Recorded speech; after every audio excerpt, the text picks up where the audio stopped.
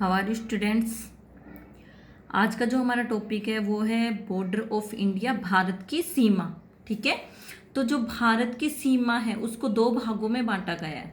ये बातें आपको याद रखनी है कि जो भारत की सीमा है उसको दो भागों में बांटा गया है। एक है लैंड बॉर्डर जिसको बोला जाता है स्थलीय सीमा। क्या बोला जाता है? स्थलीय सीमा। दूसरा है कोस्ट लाइन यानी कि तटीय सीमा। कोस्ट लाइन को क्या बोला जाता है? तटीय सीमा। अब जो इसकी जो ये बॉर्डर है यानी कि स्थलीय सीमा है वो कहाँ से कितने किलोमीटर तक फैली हुई है, कितनी लंबी है? तो 15,200 किलोमीटर। और अगर एनसीईआरटी के मुताबिक देखा जाए तो 15,106.7 किलोमीटर।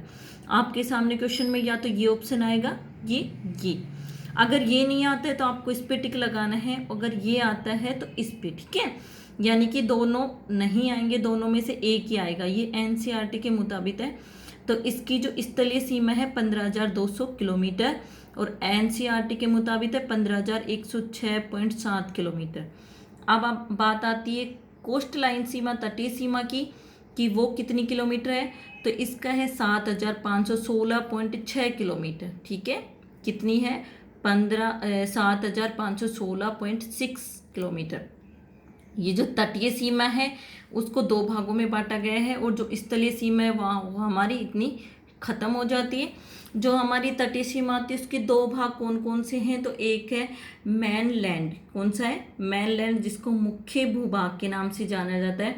इसकी जो लंबाई है वो है 5,422.6 किलोमीटर और एनसीईआरटी के मुताबिक है 6100 किलोमीटर। याद रखना, मुख्य भूभाग की लंबाई कितनी है? 5,422.6 किलोमीटर और एनसीईआरटी के मुताबिक 6,100 यानी कि 6100 किलोमीटर।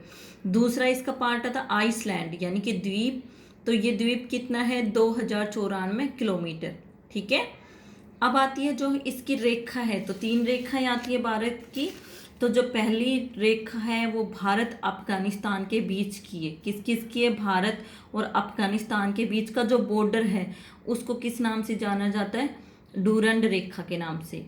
ये भी आपसे क्वेश्चन में पूछा जा सकता है कि डूरंड रेखा कौन से भारत और कौन से देश के बीच में है? तो भारत और अफगानिस्तान के बीच में। या ऐसा भी पूछा जाता है कि भारत अफगानिस्तान के बीच की रेखा का क्या नाम है? तो डूरंड रेखा। भारत पाकिस्तान व भारत बांग्लादेश यानी कि पाकिस्तान और बांग्लादेश के बीच की जो रेखा है उसको रेड क्लिफ रेखा के नाम से जाना जाता है। आपके सामने ये भी पूछा जा सकता है रेड क्लिफ रेखा किस किस के बीच में? तो भारत पाकिस्तान व भारत बांग्लादेश, दोनों में से कोई भी ऑप्शन आता है तो आपको ये याद रखना है। अब जो थर्ड रेखा बच गई वो है भारत और चीन, जिसको चाइना बोला जाता है। उसके जो बीच की रेखा आता है, भारत और चीन के बीच की जो छोटी सी रेखा है उसको बोला जाता है मैकहोम रेखा। आई होप कि आपको ये वीडियो पसंद आया तो इसको ज़्यादा से ज़्यादा लाइक एंड शेयर करें। Thank you, have a nice day.